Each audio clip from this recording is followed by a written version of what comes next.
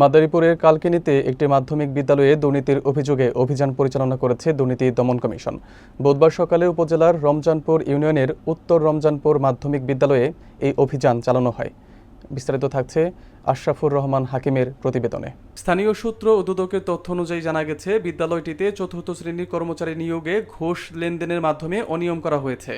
এ বিষয়ে আগে থেকেই অভিযোগ থাকায় দুদকের একটি টিম সরেজমিনে তদন্তে যায়। অভিযানের সময় দুদকের সহকারী পরিচালক আক্তারুজ্জামান সাংবাদিকদের জানান, বিদ্যালয়টিতে প্রাথমিকভাবে অভিযোগ প্রমাণিত হয়েছে। আমরা প্রধান শিক্ষকের কাছে প্রশ্ন করেছি, কিন্তু তিনি সন্তোষজনক কোনো উত্তর দিতে পারেননি। বিষয়টি তদন্ত সাপেক্ষে আইনগত ব্যবস্থা নেওয়া হবে।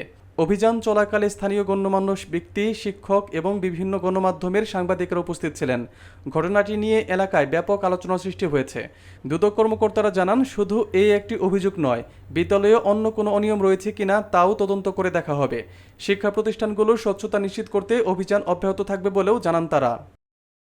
আমাদের কর্তৃপক্ষের সুনির্দিষ্ট দিক নির্দেশনায় আজকে 6-5 সদস্যের এই এনফোর্সমেন্ট টিম আজকে উত্তর রমজানপুর এই মাধ্যমিক স্কুলে আমরা অভিযান পরিচালনা করেছি।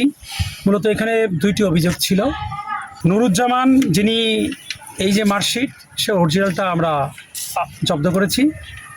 আমরা শিবনখান সরকারি বেতন উত্তোলন করছে, এরকম জালিয়াতি শিক্ষাক্ষেত্রে, নিয়োগ ক্ষেত্রে, এটা যা নিঃসন্দেহে আপনার কালকিনির জন্য অশনি সংকেত, ছাড়া বাংলাদেশের জন্য এটা অশনি সংকেত। দুর্নীতি দমন কমিশন এই দুর্নীতি, এই সংস্কৃতি বন্ধের জন্য সর্বোচ্চ ব্যবস্থা গ্রহণ করবে ইনশাল্লাহ।